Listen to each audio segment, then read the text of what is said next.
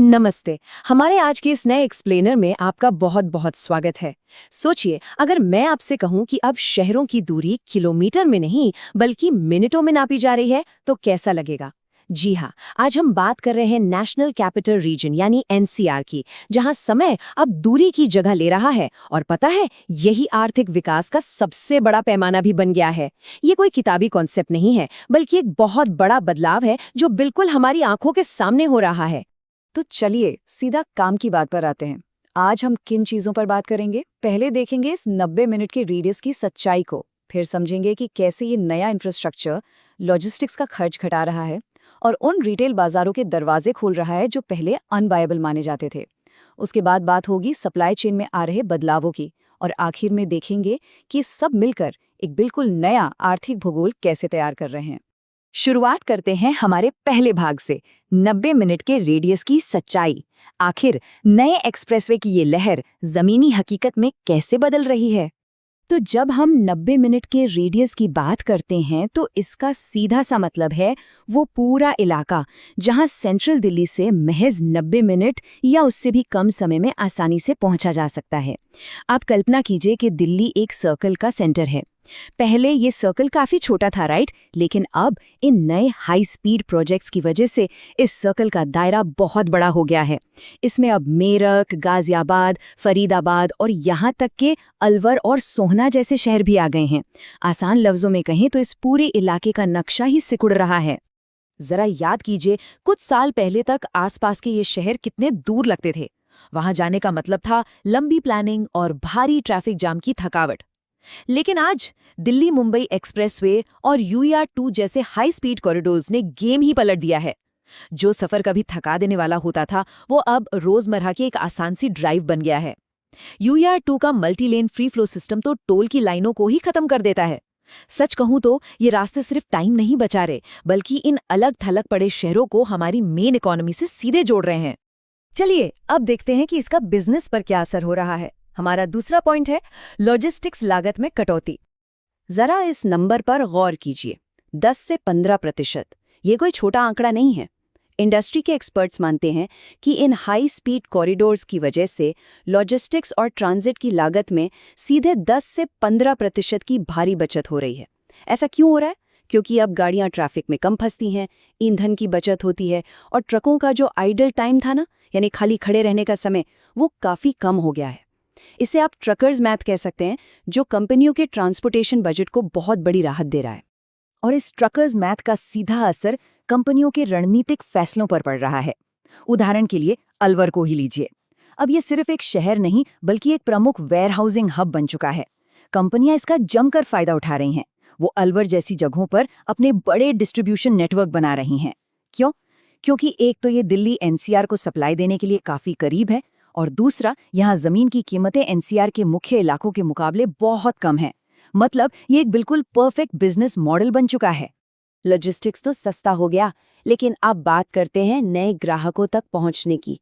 हमारा तीसरा हिस्सा है नए रिटेल बाजारों तक पहुंच। अब यहाँ जो बात है वो वाकई बहुत दिलचस्प है।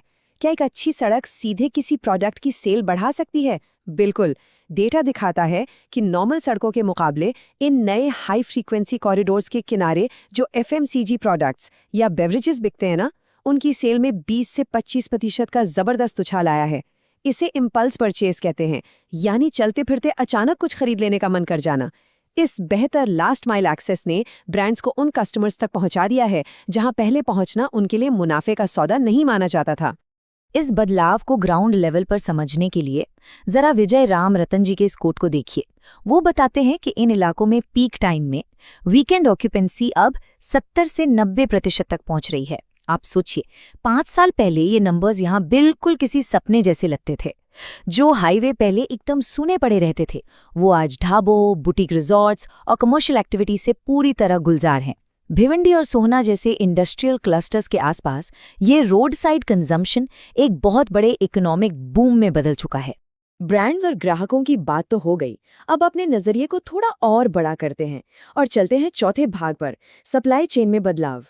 इस बदलाव का फायदा सिर्फ बड़ी कंपनियों को ही नहीं बल्कि हमारे किसानों को भी मिल रहा है। इसे ऐसे समझिए, पहले एक किसान जब अपनी ताज़ा सब्जियां मंडी ले जाता था तो उसे रात भर का धीमा सफर तय करना पड़ता था। झटकों और देरी से उपज खराब हो जाती थी और दाम गिर जाते थे। फिर ये टाइम घटकर 4 घंटे हुआ।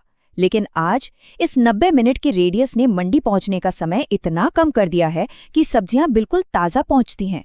और ये जो टाइम बच रहा है ना, वो सीधे किसान के मुनाफे में जुड़ रहा है। तो यहाँ सबसे अहम बात यह है कि इस स्पीड ने बर्बादी को कम किया है। ये 20 से 30% का आंकड़ा देखिए। इतनी कमी आई है जल्दी खराब होने वाले कृषि उत्पादों की बर्बादी में।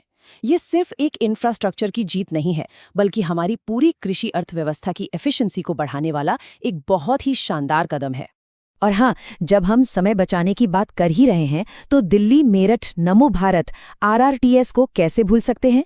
160 किलोमीटर प्रति घंटे से ज्यादा की रफ्तार, सराय काले खां से मेरठ के बाहरी इलाके तक का सफर अब 1 घंटे से भी कम का रह गया है।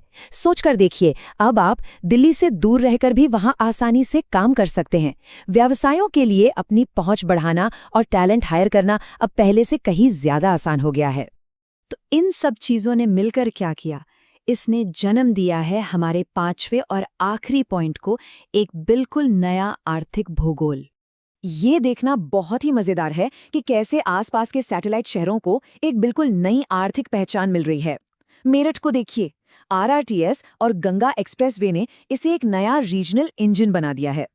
गाजियाबाद, जो कभी सिर्फ एक इंडस्ट्रियल इलाका था, अब NH9 और मेट्रो के दम पर लग्जरी हाउसिंग और प्रीमियम ऑफिसेज का हब बन रहा है।